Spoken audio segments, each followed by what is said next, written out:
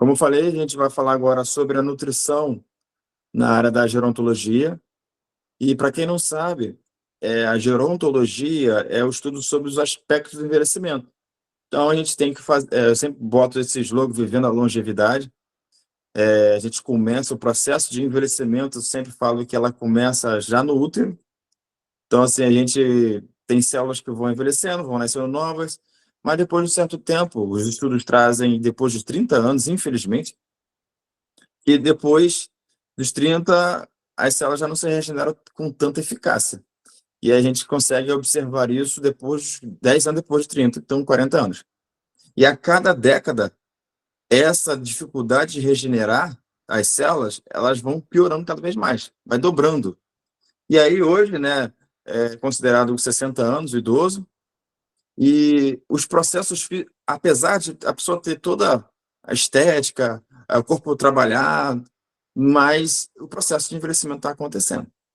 E aí, nesse caso, a gente entra com a nutrição também, e especificamente na saúde da mulher. Bom, vocês já sabem, meu nome é Heitor, né, formado pela Universo, e entre outras coisas. Bom, aqui, na verdade, eu quis trazer para vocês, é um pouco antigo, mas em 2017, a população ela está mais velha. Aqui embaixo, vocês percebem a quantidade de pessoas que nasceram de 0 a 4 anos, e aqui em cima vai subindo de 75 a 79 anos, 80 a mais. Então, aqui, na parte de 25 a 29 anos, é onde começa a ter a mudança na questão da saúde feminina sendo maior do que a saúde masculina. Então, enquanto a pessoa vai chegando até lá dos 20 a 24 anos, a saúde, a pessoa masculina, o sexo masculino, ele é predominante. Depois que ele passa dos 30, esse estudo de 2017 trouxe que a saúde da mulher ela está mais prevalente. Então, a mulher ela é mais presente, na verdade, depois dos 30 anos, comparado ao homem. Teve quem que foi que trouxe? Acho que foi a Jéssica, que trouxe a quantidade, foi a quantidade de pessoas de sexo feminino no Brasil, e aqui eu estou falando, aqui estou confirmando, né, a verdade, essa quantidade de pessoas que têm sexo feminino, tá? Então, nesse caso aqui, a gente percebe que a nutrição ela vai acabar atuando mais na saúde da mulher, até pelos interesses, tá bom? Deixa eu só dar uma olhadinha aqui.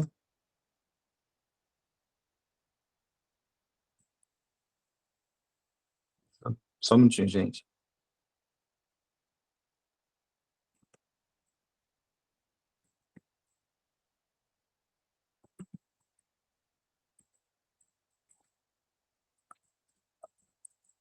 Bom, voltando. E aí, nesse caso, esse outra notícia que eu trouxe aqui do G1, né, traz que o Brasil tem 30 milhões de idosos e isso tende a dobrar até 2050. Então, essa é uma realidade, né? Em 2050, eu faço essa pergunta para vocês. Se quiserem colocar aí, né, no chat, pode colocar. 2050, daqui a 26 anos, você tem quantos anos? Então, essa nutrição na gerontologia é para a gente, né? Inclusive, também tem para os idosos atualmente, mas isso é para a gente. Porque muitas vezes a gente não precisa esperar chegar nos 60 anos para poder mudar os hábitos alimentares. A gente pode fazer isso desde já, para a gente chegar lá com células saudáveis, tá? E aí, a gente tem que ficar de olho. Eu gosto sempre de falar que a gente vai olhar um profissional como um todo. Quando um paciente ele tem problemas de coração, ele vai no cardiologista. Quando ele tem problemas nos rins, vai para o nefro. Quando ele tem problemas hormonais, vai para o endócrino. Então, cada um por sua área. A nutrição olha no paciente como um todo. Então, ele vai começar a observar algumas alterações que o corpo vai demonstrando isso, tá? Então, a gente vai começar a observar que quando a pessoa chega na terceira idade, que é considerado 60 anos a mais, ela já tem uma grande perda de massa muscular. Às vezes, a pessoa, não sei se estão, agora, não sei se estão me vendo. Peraí. Bom, a pessoa quando chega na terceira idade, às vezes perde até peso, mas fica flácida, porque ela perde massa muscular. Então ela tem um ganho do objetivo que ela quer perder peso, mas acaba perdendo massa muscular, não é o desejado. Tá? Outra alteração que pode acontecer, o idoso ele começa a recusar alimentos. Isso pode acontecer com 70, 80 anos. Né? Ele começa a recusar alimentos, ele quer começar, não quer mais jantar. Ele agora quer lanchar, porque a janta pesa no estômago daquela pessoa. Então ela começa a recusar alimentos, contribuindo também para a perda de massa muscular. Tem uma dificuldade de engolir, que a gente chama de disfagia. Então estou falando o aspecto do idoso, ele começa a escolher preparações mais líquidas e também mais uma contribuição para recusar os alimentos. Não é porque aquele idoso ele está chato, ele não quer, não, é porque isso é fisiológico, tá? Começa a ter também prisão de ventre, constipação.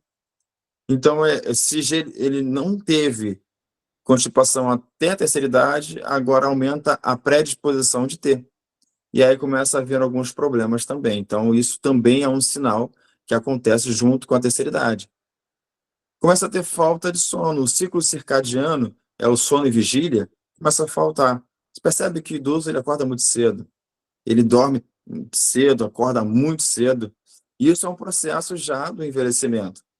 E aí acaba com que essa falta de sono, ele tenha dificuldade nos processos benéficos, como perda de peso, ganho de massa muscular, regeneração celular, imunidade. Então ele começa a ter esse problema na reparação. Quem estava na palestra de ontem viu que eu falei sobre as 3 fases do sono: sono leve, profundo e fase REM. Então ele tem essa dificuldade. Começa a tomar medicamentos que dopa. Não é medicamento que vão ajudar a dormir. Não, vai apagar. É como se fosse você tomar uma grande quantidade de bebida alcoólica e ter o teto preto. Isso não regenera. Você só está desligando o sistema nervoso central. Então, assim, uma parte dele, né? Então, isso não vai ter o sono reparador, tá? Então, isso também não contribui para essa questão do sucesso no emagrecimento, seja o que for. Dificuldade em perder gordura. O idoso, ele perde peso, mas não é gordura. Perdão, não é gordura, é músculo. O corpo começa a poupar gordura. Como que pode? O nosso corpo, ele não é igual para todos, como a Yasmin falou. Cada um tem um perfil. Mas esse caso, isso acontece na maioria dos casos. Não é igual para todo mundo. Mas o corpo ele já começa a tender a poupar gordura, tá? Começa a ter um estufamento abdominal. A pessoa come um pouquinho coisa, a barriga está estufada. Eu não sei o que está acontecendo, a barriga estufa, uma queimação. Isso tudo é o processo também do envelhecimento. Mas tudo bem que existe o estufamento antes do envelhecimento, muito mais predominante em mulheres, e isso não tem muito a ver com o envelhecimento, tá, gente? Não vai pensar que, minha barriga estufou, eu tô velho. Não, pelo amor de Deus. A perda do apetite, não tem fome. À noite só como 3 biscoitinhos creme crack com um chazinho, ou café. Então, começa a ter a perda do apetite. Não sente sede, não espere que o idoso ele vai pedir para beber água, ele não vai pedir, muito difícil. Isso acaba atrapalhando nos processos que acontecem no organismo, inclusive de emagrecimento. Para perder gordura, o nosso corpo ele precisa da água para poder quebrar. E aí, faltando água, acaba acontecendo que o processo de emagrecimento também fica dificultado. Aí, já que a Jéssica trouxe a questão do colágeno. Sem a hidratação, também não tem formação. Então, você percebe que a criança tem uma pele muito mais lisinha, sem ruga nenhuma. Quando a gente vai perdendo o líquido ao envelhecimento, que é um processo normal, a gente começa a ter mais rugas, a pele mais flácida, e isso contribui também pela falta de sede. Tá bom? Aí tem as alterações que acontecem no corpo do idoso. Uma condição que pode ser estranha para todo mundo, para algumas pessoas, que é a xerostomia, é a boca seca. Começa a ter a perda da salivação. Então, o idoso ele começa a não salivar muito, isso dificulta para engolir alguns alimentos, inclusive secos. E você percebe que o idoso ele começa a comer e começa a se engasgar. Ele começa a tossir após engolir. Então, isso é característico muito da boca seca, que é chamada xerostomia. Então, ele passa, às vezes, comer bebendo. Né? Nunca comi bebendo, mas agora eu bebo porque me engasga aqui. Então, isso acontece, às vezes, também por causa dessa condição que acontece na terceira idade. Lembrando que a nossa saliva, ela tem uma enzima que ela vai ajudar. Enzima é algo que ajuda a digestão, tá? Então, ela ajuda, que é a amilase, ela ajuda a digerir carboidrato. Então, ele começa a ter uma má digestão por carboidrato. Então, não consegue mais digerir com tanta eficácia assim. E aí já é uma condição que também dificulta a reter os nutrientes do alimento. É como se você fosse comer o pão e não pegasse os nutrientes dele. Tem uma dificuldade aumentada. Tem uma condição também que é chamada de hipocloridria. Isso tudo acontece sem o idoso tomar medicamentos, tá? Então, a condição de hipocloridria significa que o estômago daquele idoso ele começa a produzir pouco ácido para digerir certos nutrientes. Então, o ácido clorídrico ele serve não só para a função imunológica, para matar as bactérias, fungos e tudo mais, mas também ele serve para digerir proteínas. Então, ajuda na digestão de carnes, vamos botar assim. E aí começa a ter uma maior dificuldade disso, não tendo o nutriente para fazer massa muscular também. Então, essa condição do idoso ele começa a ter um aumento para a perda da digestão, tá? Aí vem a condição chamada sarcopenia. Sarcopenia é uma condição que a gente fala pela perda da massa muscular e também perda para a função da musculatura. Às vezes a pessoa tem uma memória muscular muito boa. Ela teve uma adolescência, uma fase adulta bem rica em atividade física de musculação. Só que com a sarcopenia ele perde a força. Ele tem músculo, mas sem força. Ou pelo contrário, a pessoa nunca teve uma atividade física ativa, como musculação, e quando chega na terceira idade começa a perder músculo.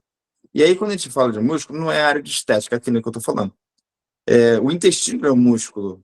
Então, eu tenho uma perda da massa em função da musculatura e vai predispor a ter uma prisão de ventre.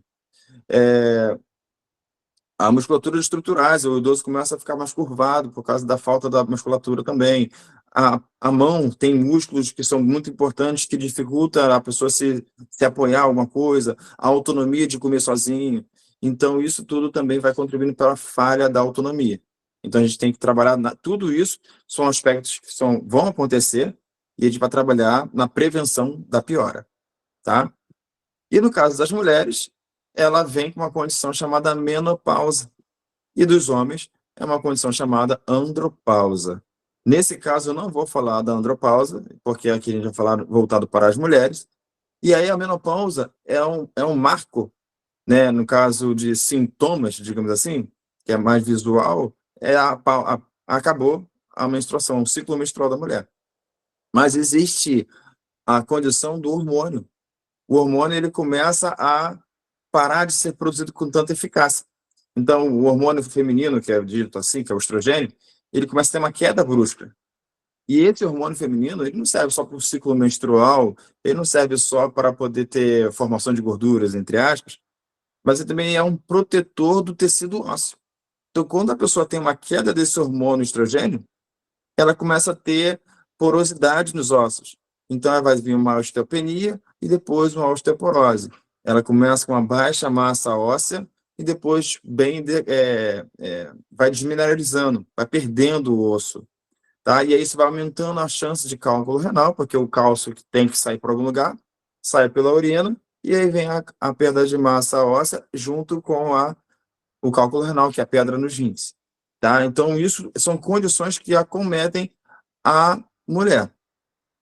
Mas também a mulher ela tem hormônios masculinos, como a testosterona, e também tem uma queda nessa condição que dificulta a perda de peso. Então, a testosterona ela também é responsável pela ganho de massa muscular, perda de massa gordurosa, aumento do libido, aumento da disposição. E aí, no caso, quando a pessoa tem essa queda fisiologicamente, ela tem uma certa resistência na perda de peso. O estrogênio que cai na menopausa, ele é responsável pela silhueta da mulher, aquela silhueta de violão, como se fala. Então, a mulher começa a perder esse estrogênio, ela começa a perder esse formato. Então, a gente tem que atuar também na prevenção que isso aconteça, tanto na parte da nutrição, e quanto com o nosso parceiro aí, que é da área da educação física, para trabalhar nesse perfil, tá?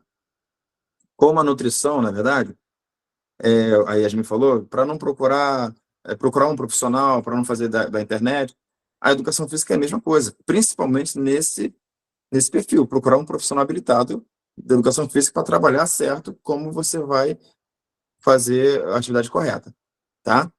E aí, dietoterapia é a utilização de alimentos para tratar algo. Então, na xerostomia, não tem, esses quadros não são reversíveis. A gente vai só minimizar o impacto, tá? Então, na xerostomia, o que a gente vai recomendar? Evitar alimentos secos, porque os alimentos que são mais secos vai tender que a pessoa não consiga a umedecer o alimento na boca e vai ter dificuldade para deglutir, para engolir. Então, a gente vai optar por mais... Tu percebe que o idoso vai fazendo isso automático. Ele começa a molhar mais o pão, no café com leite, no biscoito, ele começa mais preparações mais molhadas, pega a carne, chupa só o sumo da carne, joga o miolo fora, aquele bagaço da carne, né, fora. Então ele começa a fazer isso. Então ele não consegue digerir bem.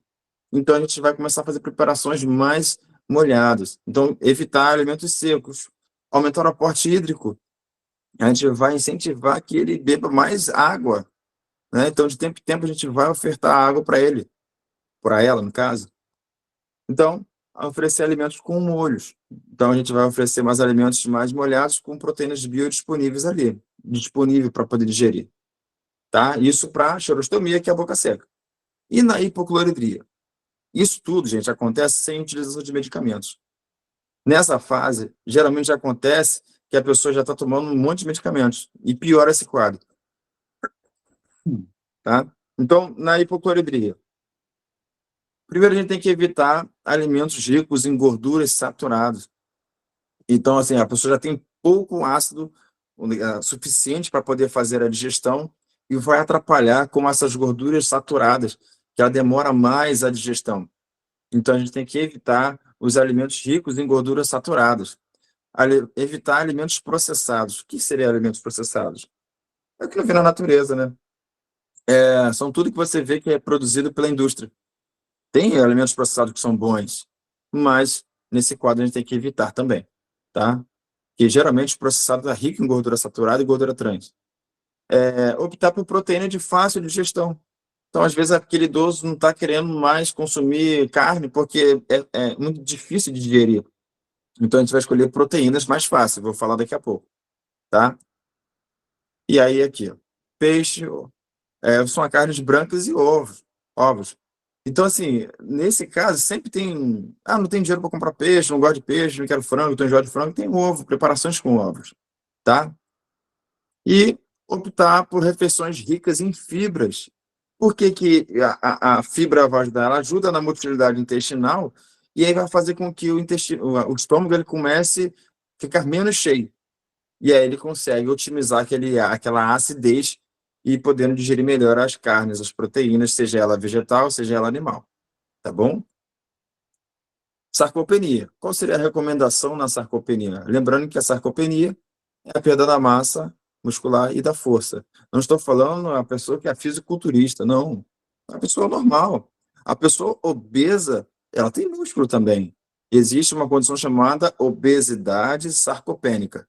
A pessoa é obesa, gordinha, mas ela não tem força. Tá? Então, isso se enquadra também nos obesos. Reduzir alimentos pobres, ultraprocessados. Então, a gente tem que reduzir esses alimentos porque os ultraprocessados, muitas das vezes, são aquelas calorias vazias. Ele vem para saciar somente a nossa vontade psicológica, não vai nutrir nossas células. E aí a gente precisa justamente nutrir as células musculares, tá bom? Então, a gente tem que evitar esses ultraprocessados. Reduzir alimentos ricos em carboidratos e gorduras. Isso é o que mais acontece. Muito mais porque o idoso ele perde o sono. E aí, conforme ele vai acordando, demorando para dormir ou acordando cedo, o corpo vai pedir alimentos ricos em carboidrato, ricos em gordura, porque o cérebro ele quer um combustível para ele. E a gente nunca vai querer uma fruta, vai querer à noite, a gente vai querer uma pizza, um chocolate, um sorvete, um pudim, alguma coisa assim. Misturar o carboidrato com a gordura. Então tem que se evitar, porque esses dois, em excesso, vai acabar prejudicando a formação de novas massas musculares. Aumentar alimentos ricos de proteína de fácil digestão. Não adianta ele pegar, aquela pessoa pegar a carne, chupar ela e jogar o restante fora. Não tem proteína ali, tá? Então a gente vai ter que aumentar que ele consiga engolir aquela proteína e digerir ela, tá? Escolher alimentos com proteína biodisponível. E aí, nesse caso, o que seria isso? Existem proteínas que eles são, tá disponível ali, mas está dificultado. Preciso que o meu intestino faça uma boa digestão para poder absorver. Então tem que facilitar, tá? Vou deixar essa parte aí pro outro palestrante, o Tadeu, que vai falar talvez de whey protein, alguma coisa assim do gênero, mas na alimentação a gente vai se ater com proteínas que sejam mais fáceis de digerir, tá? Então, por exemplo, eu vou pegar uma carne bem dura, vamos falar de digestão mecânica. Mecânica são os dentes. O idoso já tem que começar a falha no dente. E ele não vai querer mastigar tanta força como antes. Até porque nosso músculo masseter, nosso músculo aqui, ele não vai estar tão potente assim. E aí ele começa a ter dificuldade da mastigação. E quando ele engole, o estômago não está tão ácido para poder ajudar a digestão. E ele joga fora. Então não adiantou. Então eu vou fazer um ovo cozido. Perfeito. Mastiguei, o estômago não precisa de muito ácido para poder digerir aquilo ali. Absorveu, consegui o que eu queria. Tá bom? Então a gente tem que escolher alimentos que tenham proteínas biodisponíveis. E aí vem com isso os sintomas da menopausa, né? Então primeiro são os fogachos. Os fogachos são aqueles calores intensos. Estão me ouvindo? Ah, tá. São aqueles calores intensos que vem, aí depois sai o calor, vem o frio. Meu pai, os fogachos, esses são chamados de fogachos. Peraí, gente. Acho que estão me ouvindo? Tá, beleza. Então, assim, depois tem a perda do libido. O que significa isso? Lembra que eu falei da testosterona que começa a baixar? E aí, nessa que a testosterona começa a baixar. Ah, peraí, rapidinho, gente. A internet acho que voltou e tá dando erro aqui. Só um minutinho.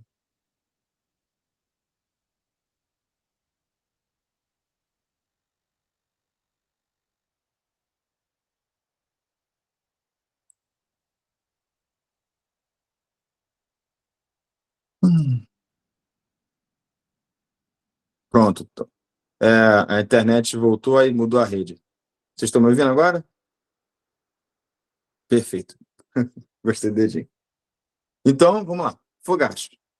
O fogacho, ele é aquela questão da onda do calor, depois some o calor. Isso acontece devido a essa oscilação hormonal que teve uma queda brusca, tá? A perda de libido, lembra que eu falei que o hormônio testosterona também, ele vai ter uma queda? Então, ela vai ter essa perda do libido, não só pelos hormônios, também tem um ressecamento vaginal, tem todas essas questões que é ginecológicas, tá? Mas existe, de fato, essa perda do libido. Lembrando que nós somos hiperestimulados para virar máquinas sexuais, e não é isso. A nossa natureza acabou, não tem mais processos de reprodução. Então, para a natureza, nós só podemos ter relações para reproduzir. Claro que a sociedade hoje em dia mudou, mas o corpo não, o corpo é o mesmo. Tá? Então, ele tem essa perda do libido natural.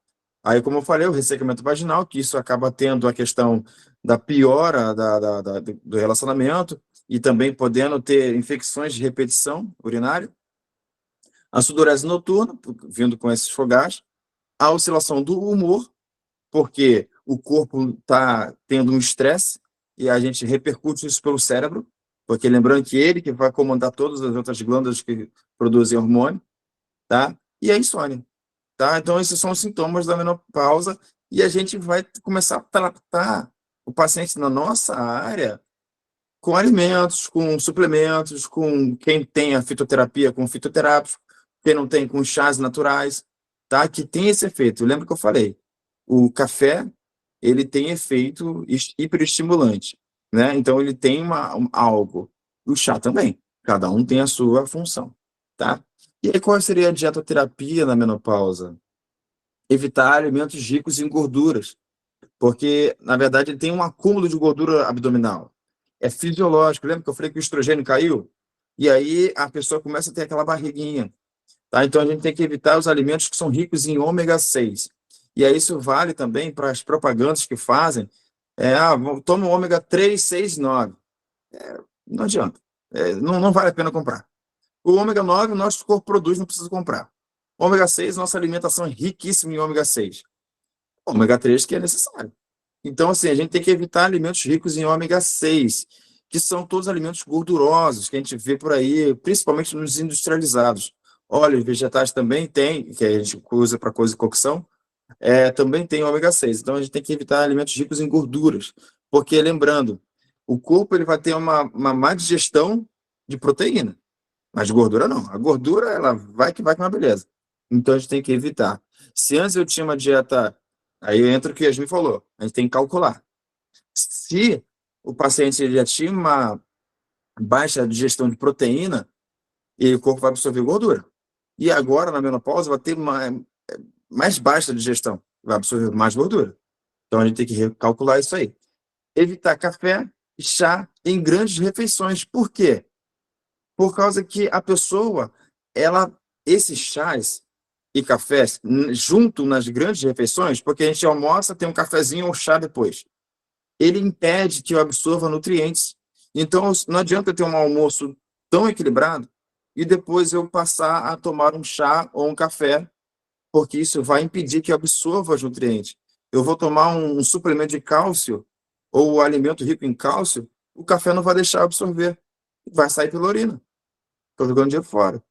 Então, evitar nas grandes refeições. A gente vai dar um tempo de digestão e depois você consuma, tá? Evitar produtos lácteos ou derivados lácteos nas grandes refeições. Grandes refeições que eu falo é almoço e jantar. E aí o primeiro erro que acontece é que a pessoa não quer jantar, ela quer lanchar. Às vezes, 6 biscoitos com alguma margarina e um café equivale a um prato de salada com carboidrato, proteína, aquela tipo salada César, por exemplo. Uma fácil digestão, riquíssima em nutrientes que estou falando aqui. E aí, em 3 biscoitinhos já tem isso tudo. Então, evitar alimentos lácteos junto com as grandes refeições. Por exemplo, eu quero um estrogonofe. Então, ali, a carne ela vai ter um ferro que vai me ajudar a não ter anemia, mas o leite tem cálcio que vai competir, então eu não consigo absorver o ferro também. E aí tem hora que eu não absorvo o cálcio. E aí, então, o corpo ele começa a ter essa competição. É como eu sempre gosto de falar, né? Imagina uma casa com uma porta só. E aí só vai entrar uma pessoa por vez. Então, se o nosso nutriente são 7 nutrientes por uma porta só vai entrar um, os outros vão jogar fora. Então, a gente tem que fazer estratégia para aumentar a absorção. Então, como a Jéssica falou no início, a vitamina C, que melhora a questão do ferro no M, que é vegetal, melhora também a condição do colágeno, é justamente nessa aqui que eu estou falando. Então, na menopausa, é primordial evitar os erros alimentares, tá? Cada refeição conta. Então, evitar chás com cafeína. Aí, nesse caso, a gente vai falar mais no dia a dia, tá? A gente é cultural o café, né? Faz parte da nossa história. Mas a gente não precisa em excesso. Então, a gente vai trocar o chá. Existem vários chás. O mulungu, por exemplo, é um que ajuda na questão da menopausa, né? Então, existem outros. Folha de amora também ajuda, tá? Então, tem outros aí. Aumentar alimentos ricos em ômega 3, que é uma coisa também cultural nossa, não consumir frutos do mar, ou vegetais que contenham aquilo ali. Então, aí, quando a pessoa... Lembra que eu falei na outra palestra? Se eu tenho uma baixa adesão dos alimentos, eu vou suplementar. Aumentar os alimentos ricos em vitamina C, D, E e cálcio. Por quê? Isso acaba piorando, a falta deles acaba piorando todos esses quadros. Então, a vitamina D, cálcio, ele acaba ajudando na saúde óssea. A vitamina C, a questão da anemia, do ferro. Então, também do cálcio também ajuda. A vitamina C ajuda também a absorver o cálcio.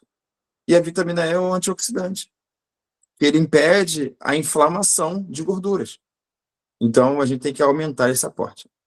Aumentar o consumo de alimentos com fitoestrogênio. Volta naquela palestra da Jéssica, e aí ela fala sobre alimentos funcionais, sobre alimentos com fitoestrogênio.